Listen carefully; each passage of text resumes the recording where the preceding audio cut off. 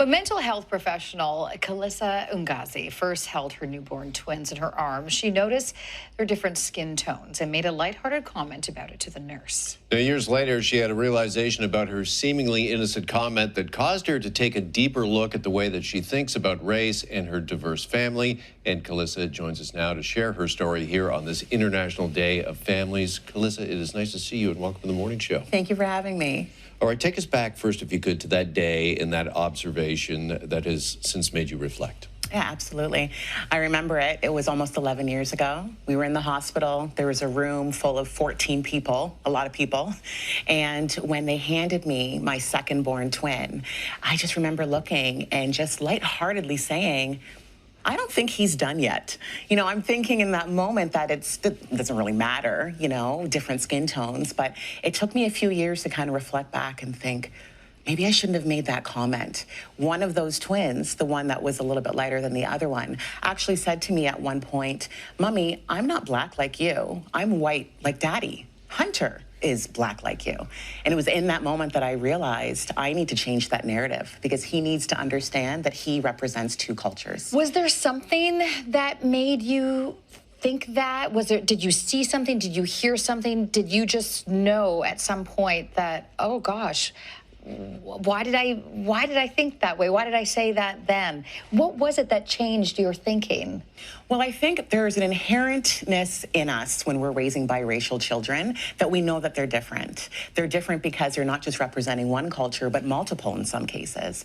And I think for me, I really didn't think it was a big deal, but it was very noticeable, right? It's one of those outwards things of he's not black, he's not white, he's both, but why does that matter? And that's when I started to think, Calissa, it doesn't matter. You're making it more than it needs to be. And you don't want to have him change his self-perception. Now, when it comes to a racial identity, that is something that you've also had to navigate as a child. So how does your own background, how does it help you understand the challenges involved? For sure. Well, I have a unique circumstance. So I am adopted, and my parents are white. So growing up, I knew that there was always a difference between us, obviously, on the outward appearance. So I knew as a child that I was different. You know, people would look at me. And, you know, being raised by white people, I didn't really get that black culture as much as I probably should have. But, you know, my parents did try their best to kind of integrate me. And I knew that when I had kids one day, hopefully, you know, I didn't know what color they would be. I didn't know who I would marry. You know, I knew that the importance of making sure that they knew that their self-identity, because I didn't really know it growing up until I was older. And speaking from your own experience and speaking from your kids' experience, watching them evolve and grow and watching them navigate, what do you find are the biggest challenges for biracial kids? I think there's a lot. I think that where do I belong is that big question. Like, do I belong with the white community? Do I belong with the black community? Do I belong with Asian or Indigenous? And I think as a culture, especially in Canada, we're a melting pot. We have so many different types of cultures and races in this country. And, you know, we really are covert, I would say, when it comes to racism. You know, it's those light-hearted comments like, oh, your hair's a little bit different. Do you mind if I touch it? Things like that. And I think with kids, they struggle with that, trying to fit in with their peer group. Because it's not really I'm hanging out with white individuals or black individuals or Asian.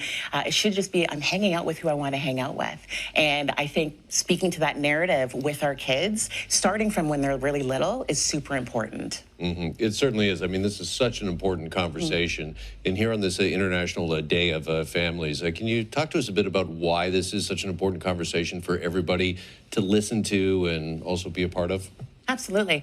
Being a biracial child has an extra layer that maybe someone that doesn't have a multicultural background doesn't deal with. So when they go to school and they're looking at their peers, especially if they're maybe adopted into a multiracial family, where do I belong?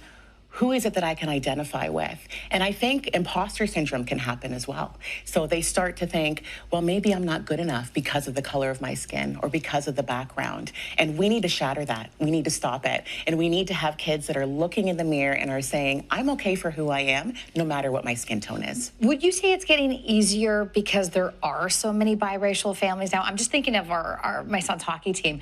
There are so many biracial families. It's commonplace. Would you say would you say that's helping biracial kids as we move on, as we move forward?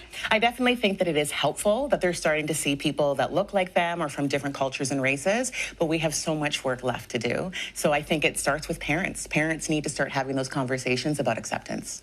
All right. Well, as we just mentioned, this is such an important conversation. Calissa, great to have you here again on this International Day of Families. Thank you so much for joining us. Thank you.